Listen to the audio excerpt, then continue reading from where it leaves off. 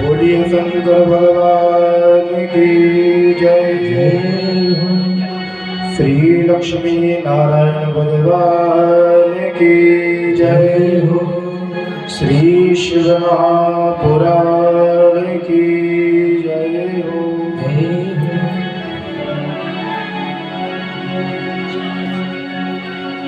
स्वस्ति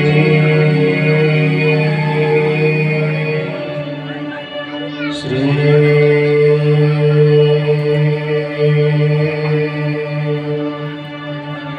गणेशाय नमः। श्री सरस्वत्यै नमः। श्री गुरु चरण कमलेभ्यो नमः। श्री गुरु चरण कमलेभ्यो नमः। गुरुर्ब्रह्मा गुरुर्विष्णु गुरुर्देव महेश्वरः गुरुर्साक्षात् परब्रह्म तस्मै श्री गुरवे नमः। ध्येयं सदा परिभवान्नमभीष्टदोहम् तीर्थास्पदं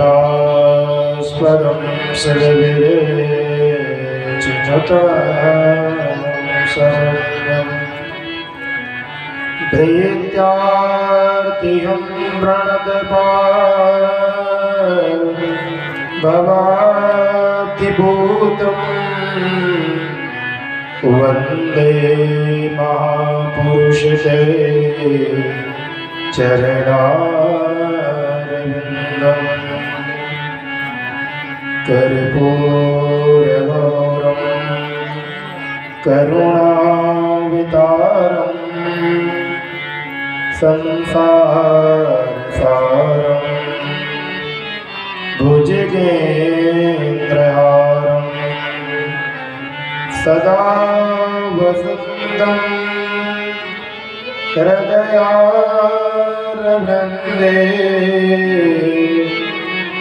भवानी सहितं नमामि। राधे मेरी मातु है, पिता मेरे घनश्याम, इन दोनों के चरणन में मेरा कोटि कोटि प्रणाम। आइए हनुमंत विराजिए, कथा कहो सुमति अनुसार, प्रेम सहित गादी धरहूं पधारिए पवन कुमार। बोलिए हनुमान जी महाराज की जय हो। श्री लक्ष्मी नारायण भगवान की जय हो। श्री शिव महापुराण की जय हो।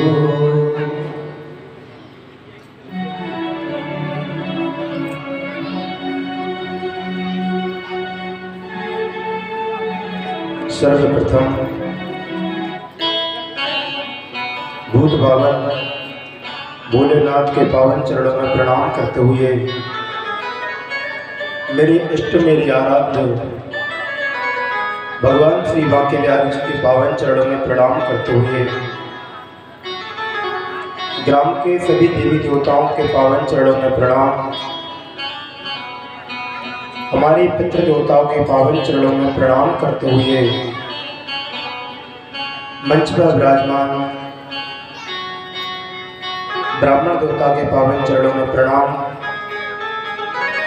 हमारे संगीत वाले भैया सरस्वती भरतपुत्र माँ साक्षात सरस्वती जिसमें वास करती हैं, उनके हृदय स्थली में पावन चरणों में प्रणाम।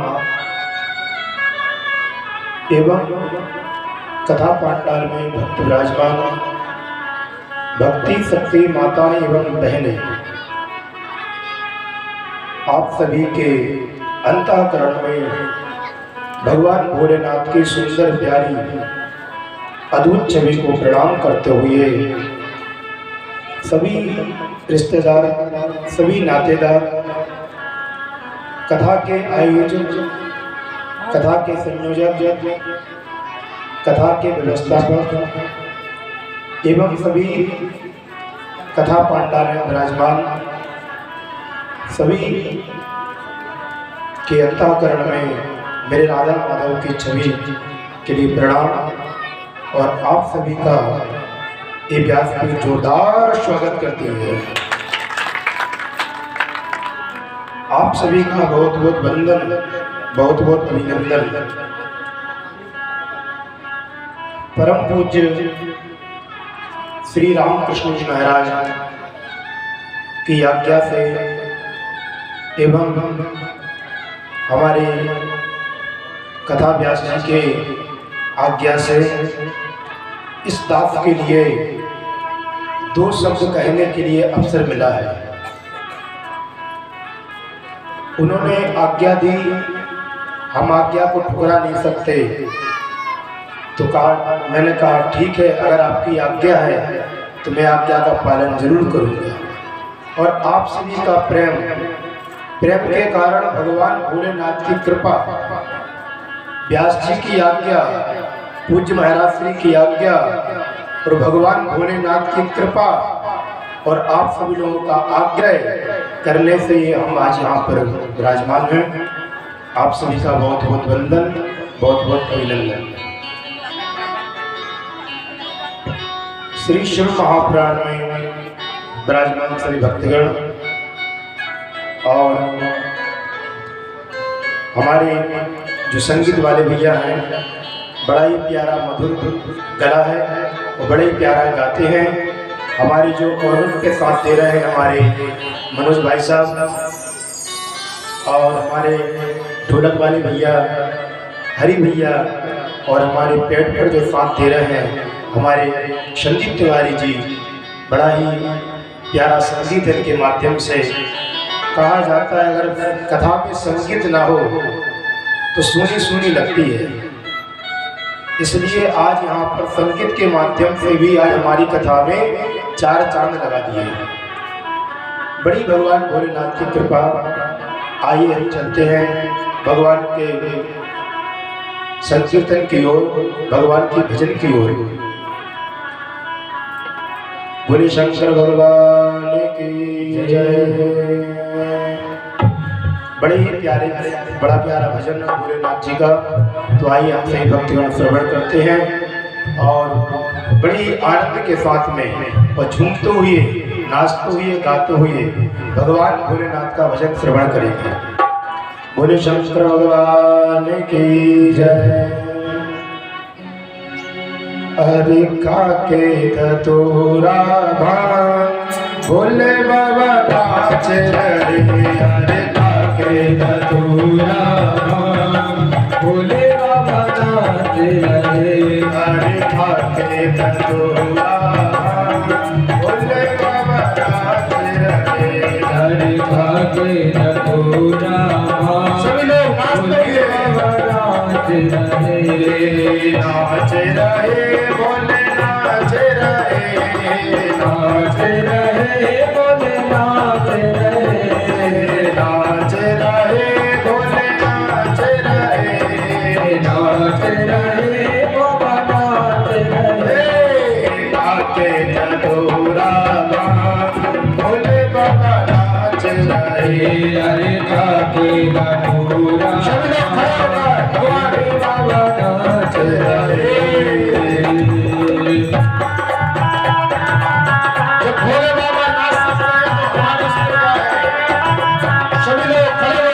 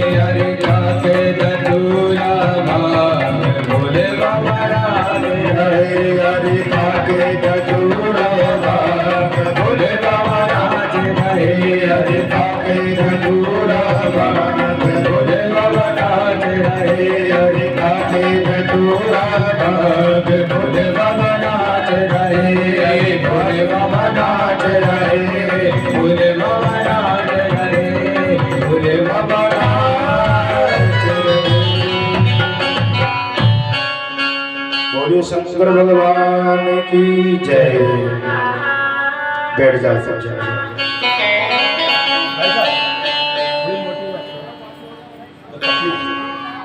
जय राधे, जय श्री राधे।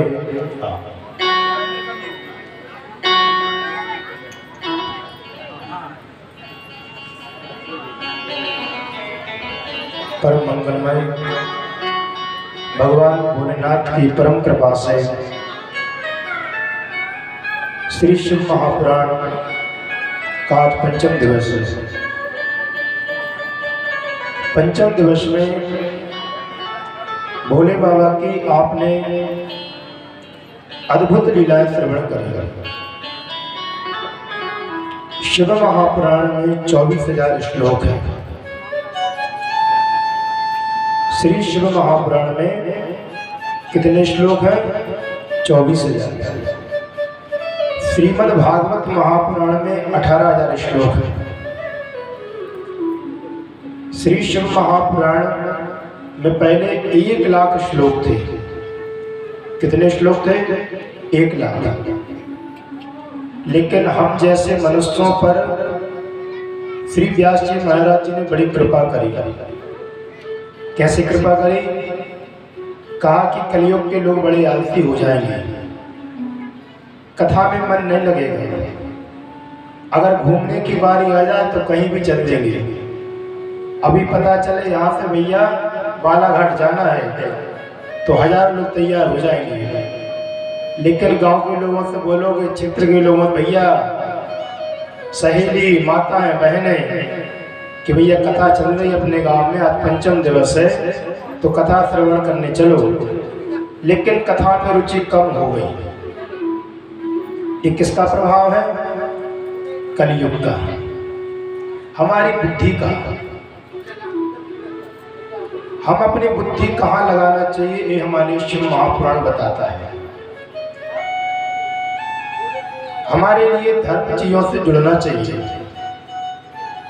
जब तक आप नहीं जुड़ोगे तब तक बच्चे कैसे जुड़ेंगे? एक संत भगवान के यहाँ एक भक्त जा रहे थे। छोटे से बच्चे को लिए साथ में, 11 साल का बालक था उनका। और 11 साल का बालक और भक्त संत भगवान की कुटिया के यहाँ पास में जाते हैं, संत भगवान को प्रणाम करते हैं। लेकिन जैसे संत भगवान का दर्शन प्राप्त हुआ तो भक्त ने बोला है कि आप एक काम करें, बालक से आप इसके लिए प्रणाम करो, संत भगवान को प्रणाम करो बालक।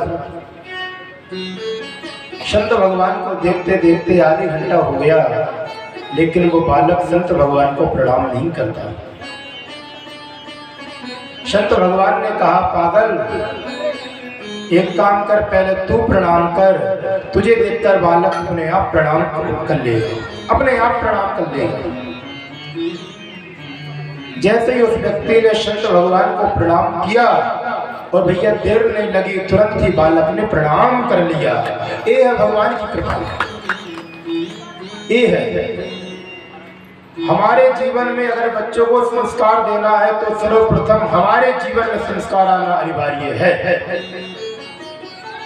अगर हमारे जीवन में संस्कार नहीं है, अगर पिता यहाँ पर गुटखा खाता है, तंबाकू खाता है, बीड़ी पीता है, सिगरेट पीता है और बच्चों से कहते हैं कि तुम छोड़ो, तो बच्चा कभी नहीं छोड़ सकता। पहले अपने आप में संस्कार लाओ, पहले अपने आप में संस्कार लाओ, तब आप कहने के अधिकारी हो। बच्चे से ना अधिकारी भी नहीं हो। आजकल के लोग होते हैं बच्चों से खूब कहते हैं बेटा पढ़ाई करो, बेटा उल्टे सीधे काम नहीं करना है। लेकिन जब बालक देखता है कि पिताजी ही उल्टे सीधे काम कर रहे हैं, देखो भैया जैसा देखो भैया चित्र और वैसा हो चरित्र। हमारे जीवन में चित्र अनिवार्य है कि अच्छा देखें। जैसा करोगे संग वैसा होगा ढंग। जीवन में अगर संग अच्छा किया आपने तो आपका ढंग भी अच्छा हो जाएगा। आप बैठने उठने के काबिल बन जाओगे, बोलने चालने के काबिल बन जाओगे। जीवन में लेकिन आपने संग अच्छा नहीं किया, संतों का क्षण नहीं किया, भगवान का क्षण नहीं किया, ब्राह्मणों का सत्संग नहीं किया, तो जीवन में कभी भी आपकी यहाँ सदगति नहीं होगी, दुर्गति ही प्राप्त होगी।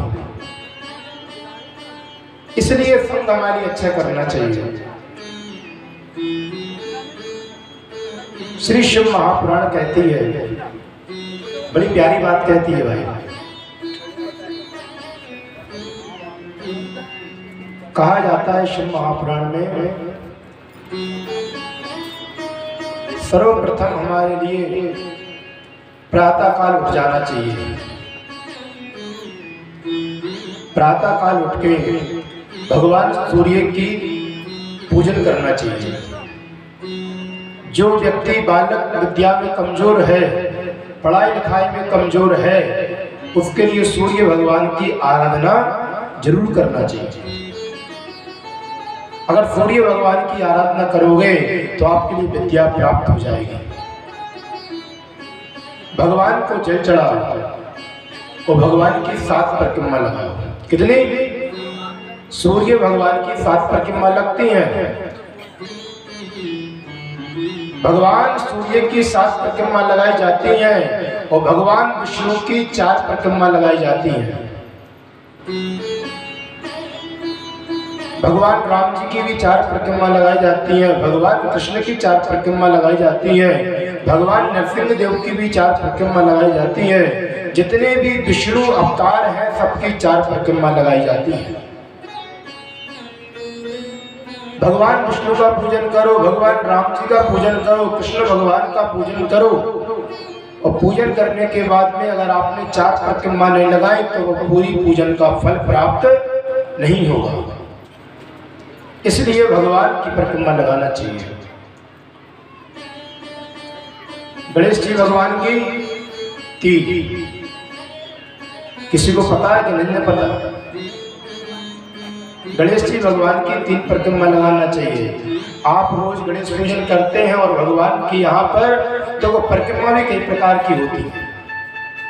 परिक्रमा एक बैठे बैठे अपने हाथ घुमा दो, 3 बार भगवान की परिक्रमा हो गई। कितने सरल हमारे संतों ने, हमारे शास्त्रों में कितनी सरल प्रक्रिया दे दी पूजन की। आपको कहीं जाना भी नहीं, बैठे बैठे आप भगवान की 3 बार हाथ घुमा लो, आपकी 3 परिक्रमा हो गई। दूसरी होती है अपने स्थान से घूम जाओ, खड़े होकर अपने स्थान पे घूम जाओ, ये भगवान की दूसरी परिक्रमा हो जाती है। तीसरी परिक्रमा जब मानी गई है तब यहाँ पर भगवान का गर्भगृह बना हो, भगवान का मंदिर बना हो और मंदिर के चारों तरफ घूम जाओ, तब जाकर वो तीसरी परिक्रमा मानी जाती है। तो 3 प्रकार की परिक्रमा बताई गई। अपने माता पिता की 2 परिक्रमा, अपने माता पिता की 2 परिक्रमा जरूर लगाओ, एक माता की एक पिता की। आजकल लेकिन आप तो परिक्रमा लगाने की बात कर रहे हैं। आजकल तो माता पिता को अगर भोजन ही सही से नसीब हो जाए तो बहुत बड़ी बात है। जब से हमारी यहाँ पर घरवाई याद है तब से भैया माता पिता को कोई ख्याल नहीं। घरवाई के लाने तो बढ़िया होटलों में लगा जाए बाहर, लेकिन भैया यहाँ पर माता राम के हमारे लिए, माता पिता के लिए कोठे में बंद कर देंगे और भैया ज्यादा नहीं, ताजी रोटी नहीं बासी रोटी खिलाएंगे। क्यों? घरवाई तो आ गई। तो भैया हमारे लिए माता पिता की जरूर परिक्रमा लगाना चाहिए। अगर माता पिता की 2 परिक्रमा लगा ली आपने तो पूरे पृथ्वी की परिक्रमा करने का फल प्राप्त हो जाता है।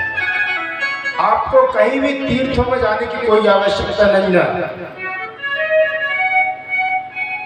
अभी भैया 144 साल बाद महाकुंभ हुआ था, हम भी गए थे, हमारी वहां पर भागवत कथा थी। तो कहा जाता प्रयागराज में तो खूब डुबकी लगाए, लेकिन पता चलो कि घर की माता राम घर के पिताजी के लिए भोजन तक नहीं दे रहे, और वहाँ पर जाके अपने पूर्वजों के लाने आप डुबकी लगा रहे। अरे वो पूर्वज वहाँ से हंसते होंगे, वहाँ से देखते हैं आज देखो इस बेटे के लिए खुद की माता पिता यहाँ पर कमरे में बंद पड़े हुए हैं और ये आगे प्रयागराज में डुबकी लगा रहा है। कभी भी पुण्य प्राप्त नहीं होगा। जीवन में चाहे लाख प्रयास भी कर लोगे तो भगवान कृपा नहीं करेंगे। जिस व्यक्ति ने माता पिता का पूजन किया और भगवान की परिक्रमा लगा ली, माता पिता की परिक्रमा लगा ली, उसका उद्धार हो गया। इसके बाद में देवी जी की एक परिक्रमा। कौन देवी जी? अरे भैया घर की देवी मत समझ लीजिए, दुर्गा देवी जी की बात कर रहे हैं ना। आजकल भैया सब पैसा मेरा परमेश्वर पत्नी मेरी गुरु, पैसा मेरा परमेश्वर पत्नी मेरी गुरु, और बाल बच्चे सब सालक राम, मैं किसकी पूजा करूं। आजकल प्रवृत्ति ये बन गई। क्यों? थोड़ा सा पैसा बढ़ा, भैया पैसा कोई परमेश्वर मान लिया। सबसे बड़े हम, सबसे बड़े हम, हमसे बड़ा कोई नहीं। और हमारे घर में बढ़िया सुंदर एक बहू और आ गई, धर्म पत्नी। भैया अब कोई से लेवो देवो नहीं, यही में सब कुछ है। यही में भैया विष्णु जी है, यही में ब्रह्मा जी है, यही में शंकर जी है, यही में सब चीजें हैं। इसलिए यही में गुरु जी है।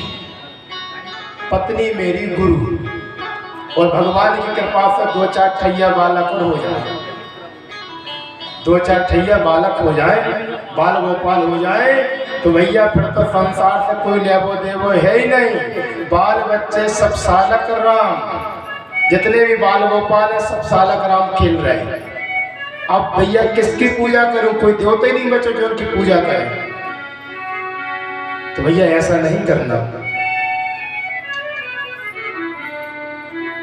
जीवन में कितना ही पैसा आ जाए, जीवन में कितना ही कुछ हो जाए, लेकिन कभी अपने आप में अभिमान मत करना।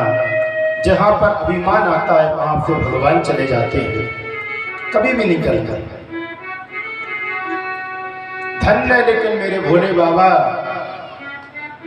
भगवान सूर्य की 7 परिक्रमा और भगवान विष्णु की 4 परिक्रमा, भगवान गणेश जी की 3 परिक्रमा और माता पिता की 2 परिक्रमा और दुर्गा देवी जी की 1 परिक्रमा। लेकिन धन्य है मेरे भोले बाबा जिसकी आदि परिक्रमा लगाओ और पूरी कृपा पाओ। बोल शंकर भगवान की जय। ऐसे मेरे भोले बाबा हैं, भगवान की पूरी परिक्रमा ही लगाना है। आदि परिक्रमा भगवान भोले बाबा की आदि परिक्रमा लगाओगे तो पूरी कृपा पाओगे।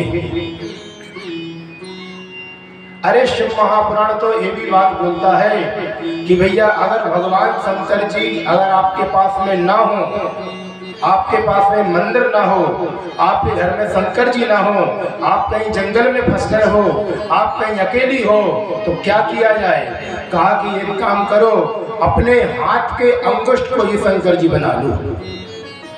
शिव महापुराण की बात है। अपने सीधे हाथ के अंगूठा के लिए ही भगवान शिवलिंग का रूप बनाओ। और भैया जल भी ना हो तो अपने आंखों से इतना भाव की पूजा करो, भगवान शंकर जी के प्रति इतना प्रेम जगाओ कि अपने आंखों से अश्रुपात हो गए और अपने अंगूठा पे गिर गए। भगवान शंकर जी का पूजा का जो पुण्य रहता वो आपके लिए प्राप्त हो जाएगा। बोले शंकर भगवान की जय। कभी भी भगवान भोलेनाथ हमारे परम पूज्य श्री आदरणीय प्रदीप मिश्रा जी कहते हैं, एक लोटा जल और सब समस्याओं का हल। सत्य बात है, बात गलत नहीं है।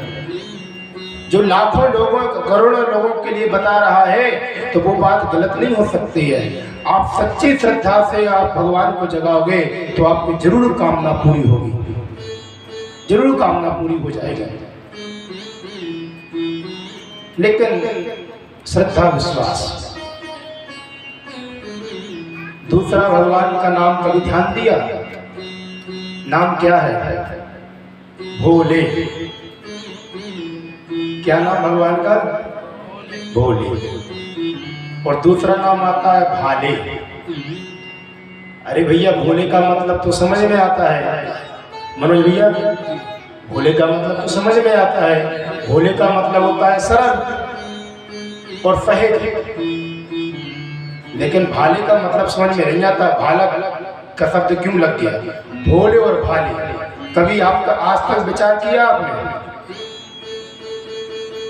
अरे भाला किसके काम में आता है? भाला आता है युद्ध के काम में। जब युद्ध होता है, महायुद्ध होता है, घोर युद्ध होता है, तब वो अपनी रक्षा के लिए भाले का प्रयोग किया जाता है। कोई तलवार का वार करता है, उस भाले को लगा दिया जाता है, जिससे अपनी रक्षा होती है। तो मानो भोले बाबा ऐसे हैं कि आपने भगवान शंकर जी की पूजा करी, सच्चे मन से अगर आपने भगवान शंकर की पूजा कर ली, तो भगवान शंकर भाले की तरह आपकी रक्षा के लिए खड़े हो जाते हैं। बोल शंकर भगवान की जय। इसलिए भगवान शंकर जी के नाम में भाला शब्द लगा है।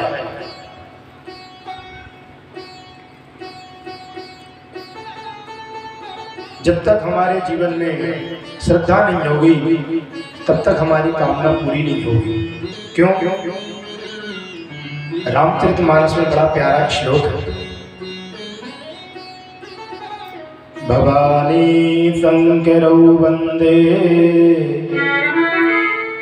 श्रद्धा विश्वास रूपिणौ याभ्यां विना न पश्यन्ति सिद्धा स्वान्तस्थमीश्वरम्। भवानी कौन है? माता पार्वती। और यहाँ पर भगवान शंकर कौन है? कहा कि विश्वास। पार्वती कौन है? भवानी मतलब दुर्गा पार्वती, और पार्वती का दूसरा रूप है श्रद्धा। भगवान शिव जी का नाम विश्वास। जब तक हमारे जीवन में श्रद्धा विश्वास नहीं आएगी, जब तक जीवन में श्रद्धा विश्वास नहीं आएगी, तब तक हम किसी की महिमा नहीं जान सकते, किसी की महिमा नहीं जान सकते। आपके बगल में अगर यहाँ पर नेताजी बैठ जाएं, बड़े उच्च अधिकारी बैठ जाएं, और बिल्कुल सरल रूप में बैठ जाएं, सहज रूप में बैठ जाएं, आपको मालूम ना हो, और बाद में उन्हीं का कोई व्यक्ति आ उनके चरणों में लेट जाएगा। अरे भाई साहब, आप कब आए? आप यहाँ क्यों बैठे? आइए ना मंच पे। बड़ी गलती हो गई।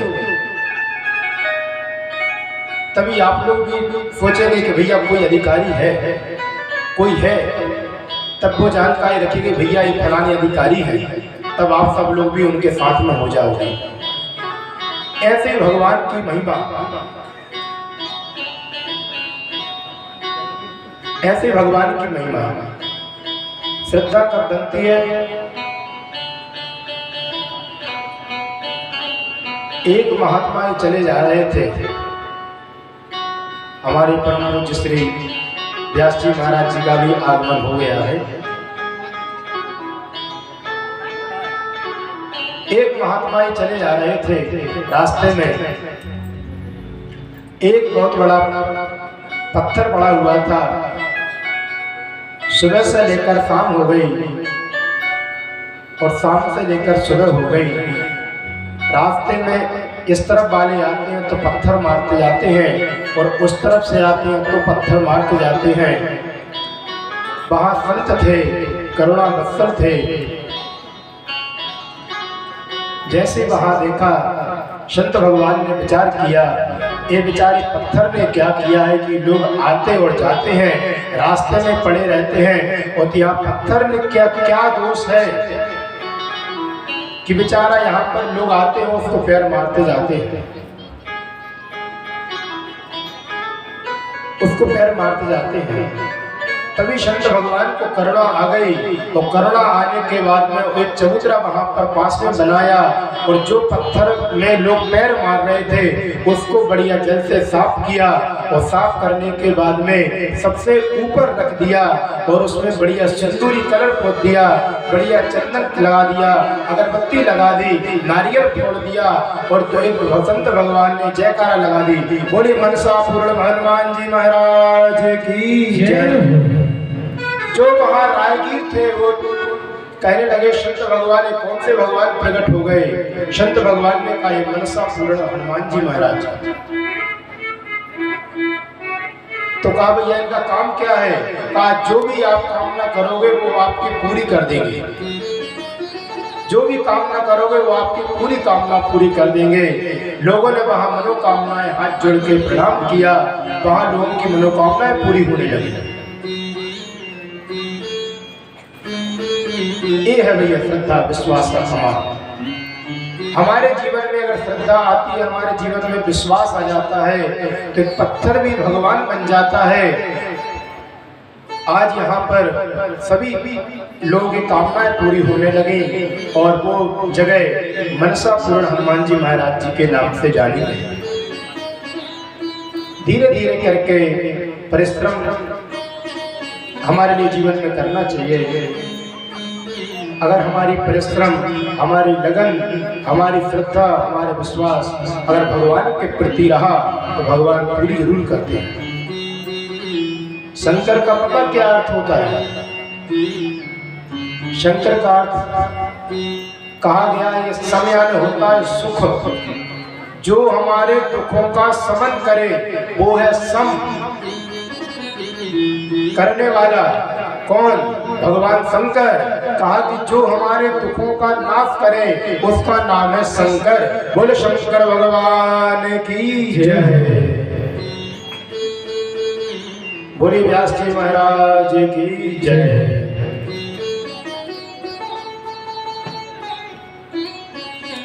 तो हमारे जीवन में श्रद्धा और विश्वास अनिवार्य है, क्योंकि हमारे श्री रामचरितमानस में भी बड़ी प्यारी बात कही। कर में प्रधान विश्वर चिरागा, कर में प्रधान विश्वर चिरागा, कर में प्रधान विश्वर चिरागा, कर में प्रधान विश्वर चिरागा।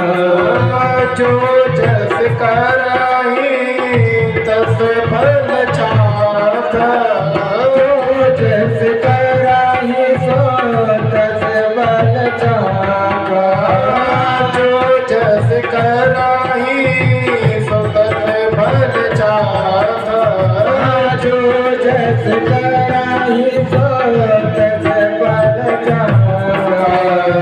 कर में प्रधान विश्वर चिरागा, कर में प्रधान